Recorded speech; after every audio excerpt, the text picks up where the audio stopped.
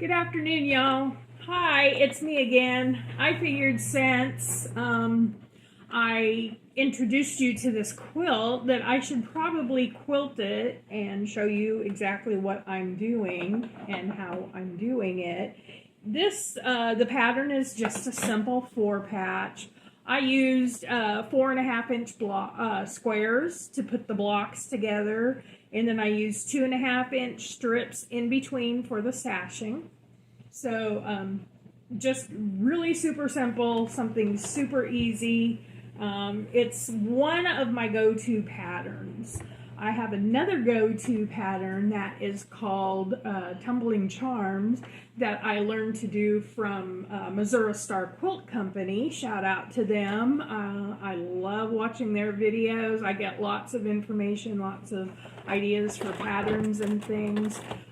So anyway, let's work on this quilt for a few minutes. So on the 4 patches, I start on let me show you. So here is a block. Okay, let me see if I can get this in the camera for you. Okay, so this block, I start on the bottom square, and then I do the 2 middle squares, and then I do the top square. So that's how I'm quilting this. Okay, so that's what I'm doing. I'm just making it super easy on myself. I want to get this done. This work has been in progress way longer than I wanted it to be. So, and I have someone waiting for this. So I figure I better get it done so the person can have it and enjoy it. Get all these threads cut and thrown away. It's like pretty, can get pretty annoying after a minute. Okay, so let me check my bobbin thread because I have a tendency to run out of bobbin thread at the most inconvenient times. Don't laugh at me, y'all do it too, you know you do.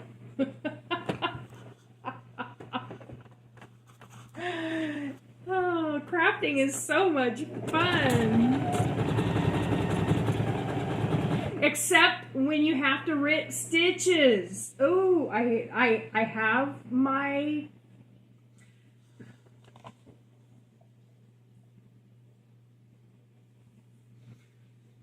have my thread pullers. I know there's a name for them. I don't know why my brain went blank at that time. But anyway, when I have to rip a seam, ooh, you can rest assured when I put that seam back together, it's going to be correct the second time, or the project ain't going for a minute, because if I get too frustrated having to rip seams, I will put the project down and let it rest for a few days or so before I come back to it. It just, ripping seams can get a bit frustrating sometimes. But that goes to show that I did not either pay attention to the pattern, or I got in a hurry and I wasn't, and I put something in correctly in there, or whatever it was. But anyway, here we go. Let's get this done. And yes, my sewing machine is loud. Sorry about that. I'm only going to put 2 blocks here.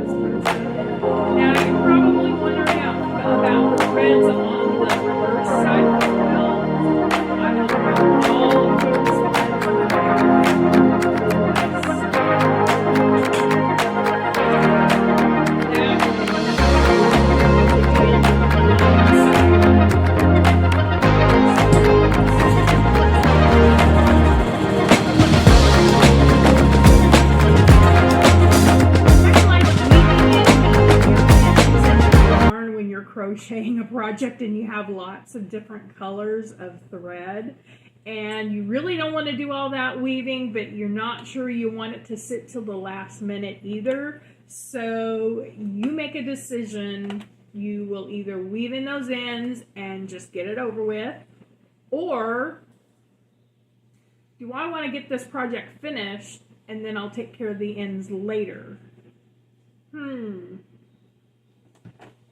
Decisions.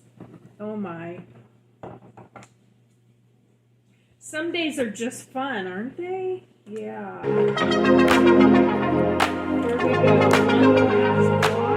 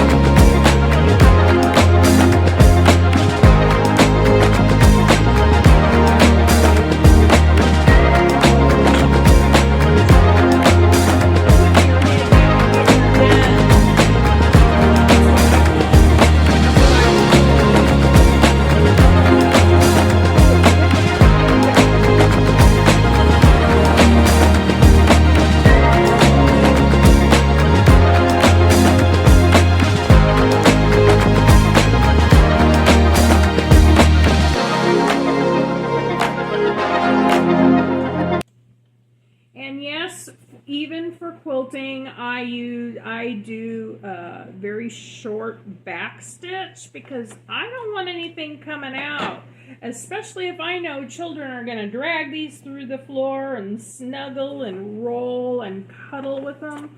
I do not want anything coming apart. I will not take chances on that. There we go.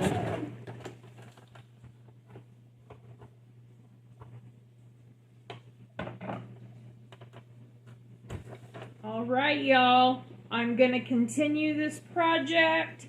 I will post this when I am finished with it. I will see you later. Love y'all. Grandma Katie here saying have a great afternoon. Like and subscribe, please.